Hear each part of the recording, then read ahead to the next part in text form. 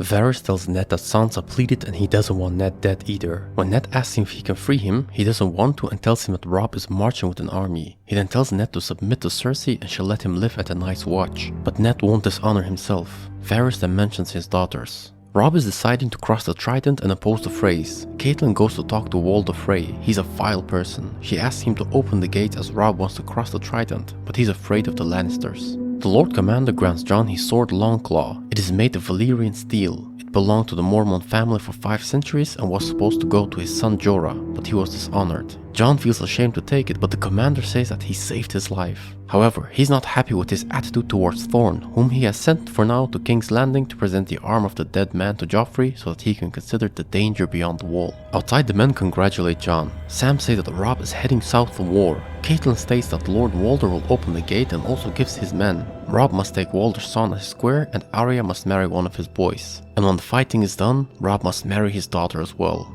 He thinks about it and then consents. The armies then cross the river. The Maester explains to Jon the importance of duty of the Night's Watch. When Jon's angry about the situation of his family, the Maester tells him that his family was butchered but he still chose the important thing. When Jon asks him who he is, he says he is Aemon Targaryen, the uncle of Aerys Targaryen, the Mad King.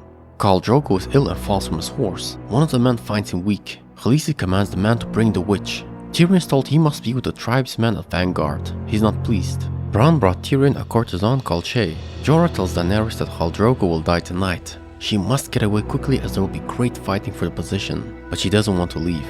The man claims that the witch caused this and is not happy with Khaleesi. Dany asks her to cure him with magic. She says that there will be a price since it is blood magic. She asks for his horse. The men say it is forbidden and dangerous. The woman tells everyone to get out as the dead will dance there. She then sacrifices the horse and begins her spells. Jorah is frustrated and then demonic screams erupt from the tent. The man wants to kill the witch and he moves Khaleesi aside. Her belly gets hurt. Jorah then pulls his sword and the men begin fighting. As the demonic noises continue, Jorah gains victory over the man. Khaleesi is about to deliver her child. The midwives are afraid to help, so Jorah decides to enter the tent so that the witch can help deliver. Tyrion is awoken and told that Robb has gone a mile north of them. He then motivates the tribesmen. As they run off, Tyrion gets hit in the head with a hammer. We then see bodies everywhere. Tyrion's being dragged away.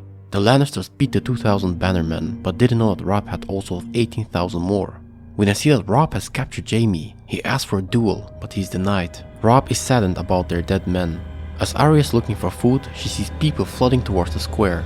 She climbs the statue of Baelor to look, and we then see Ned being brought out. He then also sees Arya. People shout for his execution. Ned sees Yoren and shouts the words Baelor at him. Yoren then sees Arya there. Sansa nods and Ned says that he has come to confess to his treason that he plotted to kill Joffrey and take the throne. A stone then hits him in the head.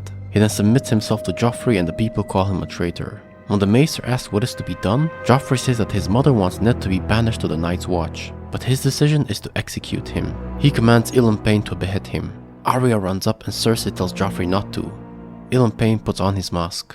Yoren grabs Arya and tells her not to look. Sansa screams in agony.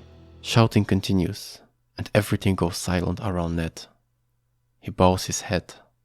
The man then swings the sword.